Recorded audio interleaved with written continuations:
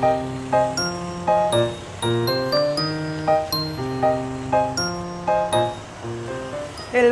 mga kagandang buhay! Kumusta po kayo? Welcome to Souls G Vlogs, Negosyo at iba pa. So dito po ako ngayon mga kagandang buhay sa aking physical store dito sa Boracay. At dito po ako sa aming bigasan section. Maganda pa rin ba ang negosyong bigas? Kahit na mahal ang ating supply ngayon? Yan po ang aking itatakal sa inyo. Tatalakayin po natin yan mga kagandang buhay. Kasi marami pong nag-iisip na pagkakulang ang supply, mahal ang supply, pangit daw ang negosyong bigas. Oh no! Totoo kaya yan mga kagandang buhay? So, welcome sa isa na naman pong tutorial dito sa ating bigasan section.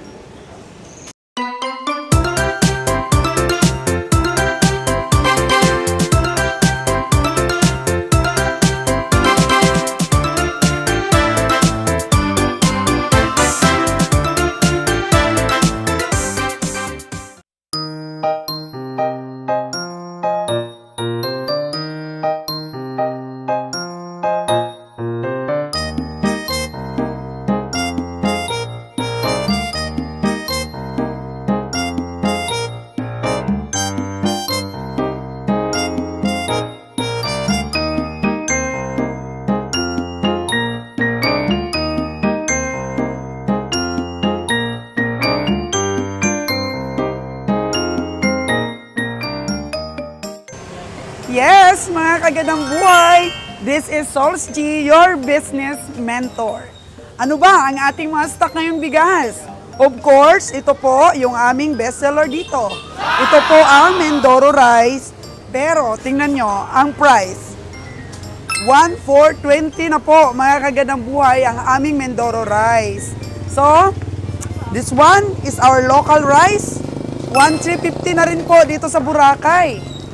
At, ang best seller po natin na Hasmin, ito po ang price niya ngayon, 1,520. Dito po katindi ang ating mga presyuhan ng bigas. So, meron pa tayo dito ng Dinorado, 1,580 naman po ang presyo natin. Mura ba? Kayang-kaya ba sa bulsa? Marami pong nagsasabing, kahit wala na lang daw pong ulam, basta makabili ng bigas. So, ang stock po natin, halimbawa itong Hasmin na to, ang puhunan na po mga kagandang buhay nito is 1,400. 1,400 na po ito. At benta po natin dito sa Boracay 1,520. Kasi mga kagandang buhay, mahal pong magpatawid po ng bigas dito sa Boracay. So pinatong po natin ang pagsakay sa pamboat at saka yung pag-deliver po dito sa land. Ang top down po, papunta dito, may charge po yan. That's why na 1,520. So, mga 80 pesos po ang ating tubo. Dito naman po, mga kagandang buhay sa Shining, ganun pa rin. Siyempre, nagbabayad tayo sa pamboat. Mahal po yun, mga kagandang buhay. And then, tinubuan po natin yan, mga 80 pesos lang rin. At ang local rice natin, mga kagandang buhay, mahirap po maghanap ng supply ngayon. Kasi wala na pong anihan. Ngayon, yung mga may bigas, mostly po, di na kami nakakadirekta sa mga farmers o sa mga gilingan. Yung mga nabibilan ko na lang po ngayon, mga kagandang buhay, ay second hand na po. Bali, tinutubuan na lang po nila ng 50 pesos para po maibigay din sa akin. So, okay lang rin po dahil natutubuan ko pa rin po kahit 80 pesos dito sa Boracay. Ang tubo po sa bigas, mga kagandang buhay dito sa Boracay, hindi ka po dapat bumaba talaga sa 100 to 80 pesos. Kasi mahal po dito, minimum po ang sweldo talaga dito, mas mahal po sa mainland, and then po maraming expenses, mahal din po ang ating rent dito po. So ang pagninegosyo po natin, tandaan lang po natin mga kagandang buhay na dapat ipatong talaga natin ang sakto ang expenses. So, kagaya nito, island siya, kailangan kung magkano yung tubo mo dun sa mainland, ganun din siya dito. Patong ka lang ng expenses. Na nakikita natin, yung uso po ngayon, gantang per gantang na lang. Uso pa ba sa inyo? Yung gantang per gantang? Ang isang gantang po dito sa amin sa Aklan is 2.25 kilos. Ayan po. So, mostly, Ayan, nakikita ninyo, gantang por gantang na lang ang binibili ng mga tao. So, ayan, paminsan-minsan na lang dahil yung may bumibiling tig-kalahati. Oh, ayan na lang po mga kagandang buhay. Kung dati po, tig-kalahati ang bili ng bigas, ngayon, tig-kilo-kilo na lang po or gantang-ganta. Ayan, at hindi pa rin po nababawasan yung ating mga customer po kahit na nagbahal ang bigas. So, more pa po ng mga information.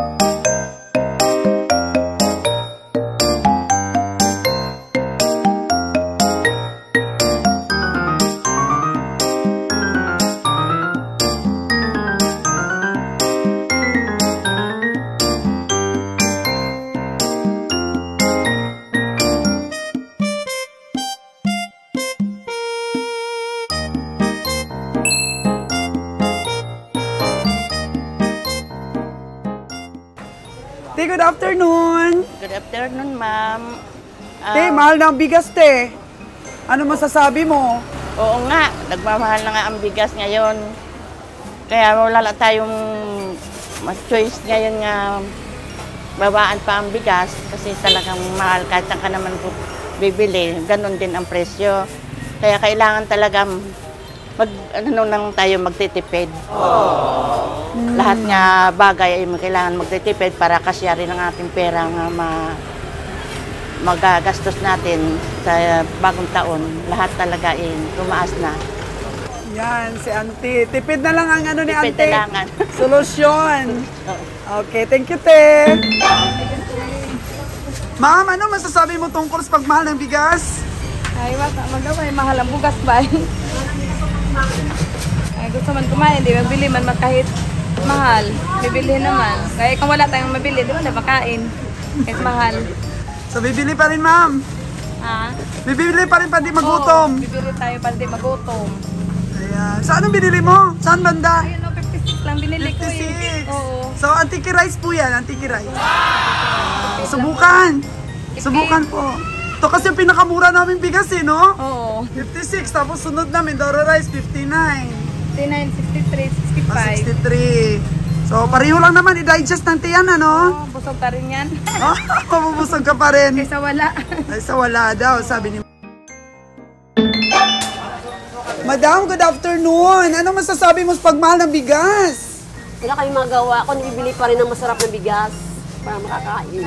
Ayan. Anong paborito mong bigas? Jasmine. Yan, yung tigmahalan talaga, tig 60 plus. Boss. O, si Boss o Pogi. Bakit? Bumili ka rin? O, kahit mahal? O, anong binili mo? Anong price? 59. Yung 59 ang kilo. Wala daw budget si Boss, pero si Nandoming ang binili. Madam, mabili pa rin ba sa tindahan mo kahit mahal yung bigas natin? Hindi ako nagtitinda ng bigas kasi mahal. Hindi ka na? Nag-stop ka na? Opo. Naku, bakit naman? Kinakain ko na lang. Binibili pa rin kahit na mahal. Opo. Ikaw nagsabi eh. Magbinta ka ulit. Opo. Oh. Magkano ba tinutubo mo dati sa isang sakong bigas? Sa 25 kilos, nung hindi pa mahal? 150. 150, yung per kilo-kilo. Eh, ganun pa rin yan. 150 pa rin ngayon. Kahit mahal ang puhunan, bibilin pa rin yan. Oo. Wala tayong magawa. O, bili ka ha. Opo. O, para magbenta ka ulit. Hala, dumami yung customer natin, madam mo. O, bumili pa kayo, pati itlog, nagmahal. Nagmahal, hindi nagbalag itlog namin. Tingnan mo. Ganun pa rin. O, di ba, itlog na hindi nagmahal. Puro mga pugi dito ang customer natin. Hala, ayan Maganda kasi si Altida eh. Oh, hala, ang dami ng customer natin, madam. Busy si Puloy, oh. Hello, good afternoon, sir. Oh, busy si si Puloy. Mother, ano masabi mo tungkol sa pagmahal ng bigas natin? Wala akong sinasabi. Wala ka masabi, kain ka lang. Oh, bili ka pa rin kahit mahal. Oh, bili pa rin si Mother. Dewang ganta nga ako nga. Oh, 2 gantas. Saan yan, Mother? Saan dyan? Sa 59. 59, Mindoro rice. Ayaw mo ng jasmine? Maganda kasi ang ano sa mga. Si ate, no? Sa grown in Mindoro, Pilipinas. Ayaw ni Madam yung made in Vietnam. Tanungin natin dito si Paul, oh, kung nakailang sako na siya ng refill. Paul, nakailang sako ka na ng refill? 20 na naman nga. 20 na daw natin, 25 kilos. Mostly ba, anong oras mabili talaga dito sa store natin? Alas 4. Alas 6. Alas 4 hanggang alas 6. So ano mabili ngayon? Per kilo na lang? At saka per gantang. Yung tigkalatian, hindi na masyado mabili? Mabili naman. Mabili naman daw. So anong bestseller? Ito talaga, yung blue? Asmin? 56. Yung 56. Yung ating local rice, Loy. Ito, oh. Ito, ang mabili daw, sabi ni Puloy ngayon. Ayan, 1,350.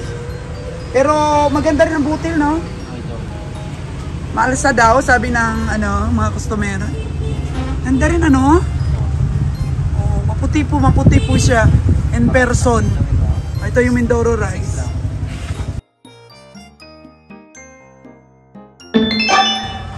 Boss, good evening! Bumili ka ng bigas?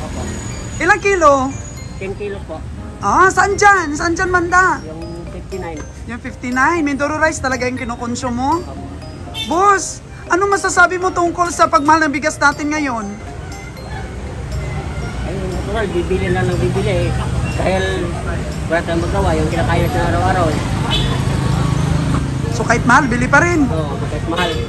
Yung 10 kilos mo, ilang araw mo na yung consuming? Isang linggo. Mga 1 linggo. Kung halimbawa nanonood si Presidente, anong gusto mong sabihin tungkol sa pagmahal ng bigas natin? Sana ibalik na yung dating na halaga ng bigas yung isang gartang dati eh. 30. Tapos ng 130. At saka yung isang kasan, 105 ang super white. O magkano? Grabe, mura naman nun. Nung panahon pa ni Marcos Sr. Yung tatay ni Junior ngayon. Parang imposible na tay. Ilan ba ang pangako ni Junior na kilo ng bigas? 20 pesos yung kilo.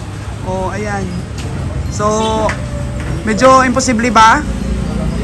Ako, di ko Bili pa rin kahit na kahit na 63 ang kilo, bili ka pa rin. Hindi. Wala Wala na yung magawa eh. Ano maggawa sabi. Tingnan nyo. Ano po? Dapat ipamigay ko na yung bigas ko. Mamimigay na yan kahit paano. May-ari ng solte ito eh. Dapat mamigay na ako ng bigas. Depende naman kung gano'ng karami. Nasa inyo naman yan, nasa puso mo. Ano masasabi mo tayo? Mamigay na daw ako ng bigas. Di naman ako si Presidente tayo, no? Pag mamimigay ng bigas eh, 10 kaban sa akin. Grabe ka naman tayo humingi. 10 kaban ka agad pagka humingi ka sa akin. Kaya na yan sa motor. Yan, karga daw yung 10 sakong bigas pag namigay daw tayo. Ano lang,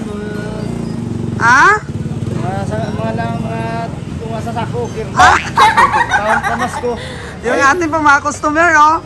Sana mamigay si... Ilang taon ka na tayo namimili ditong bigas sa akin? Wala pa, alam pa sa Nabas, diba? May kami sa Nabas. Andun sa bahay. Oo. Yan si tatay. Bili pa rin kahit daw mahal. Nakita niyo po ba mga kagandang buhay ang samot-saring mga komento ng ating mga customer tungkol sa pagtaas ng presyo ng bigas? ang sabi po nila, mga kagandang buhay, is wala pa rin po silang magawa, no choice sila, dahil kailangan po nilang bumili ng kanilang konsumo. So, ang negosyo pong bigasan ay stable, mga kagandang buhay. Magmahal man po o magmura ang bigas, ganun pa rin po ang takbo ng ating bintahan. Sa pagmahal po ng bigas, ay pareho pa rin po ang ating tubo ang ipapatong natin doon. Ang law of demand and supply po ng bigas, mga kagandang buhay, para sa akin, mas maganda pang magbenta pag konti lang po ang ating source. Kagaya po ng itlog, kapag konti po ang supply, mas mabili po ang store namin. Dito naman po sa bigas, kung makikita natin, kahit papano naman po, pag may stable po tayong mga supplier, meron pa rin po tayong supply na makukuha. Yan si Madam. So, ito po ang supply natin, ang Jasmine Rice, Mindoro Rice. Stable pa rin po naman. Pero kailangan po nating magtiyaga sa mga local rice natin. Kagaya po nito, ang local rice po natin, nung mga anihan, ay marami po akong supply. Ano talaga, sa gilingan talaga yon galing.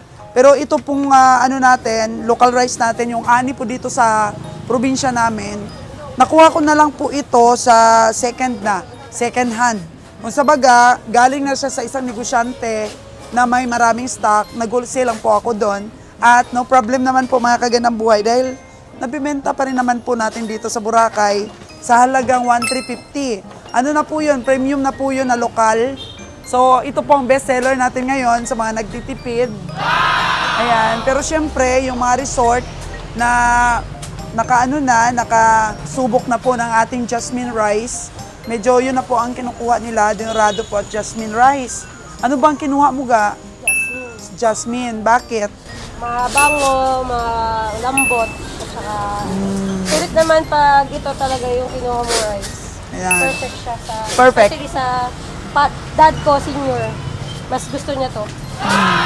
Pero napaparami yung bigas na kain mo, kanin. Tipid-tipid. Tipid-tipid, masarap eh. Tipid pag walang ulam. So, ito po kasing Jasmine Rice, mga kagandang buhay. Oh, ayan. Thank you, Ano ito, yung, kung sabagay yung lasa niya, at saka yung itsura niya, medyo hindi po nagbabago. Madulas, malambot, mabango. Unlike po sa ating nabibili dito lang sa atin, mix yun, mix variety. So, medyo minsan matigas, minsan naman malambot, minsan maputi, minsan naman may pagtak na yellow. So, napakaganda po talaga yung bilad sa araw, solar, kaysa sa mechanical. Kasi yung mechanical, medyo madali lang siyang masira. Hindi natin pwedeng i-stock siyang matagal. Pero pagka bilad talaga sa araw, mga kagandang buhay, pag bumili po kayo ng bigas, pag nagnegosyo po kayo ng bigas, tanungin niyo po kung dryer, mechanical dryer, or bilad po sa araw. Mas maganda po ang bilad sa araw. Mas maputi, mas matagal nyo pong i-store. Yung dryer po, parang madali siyang magbukbuk. Ayan. Madali siyang madurog, maglambot.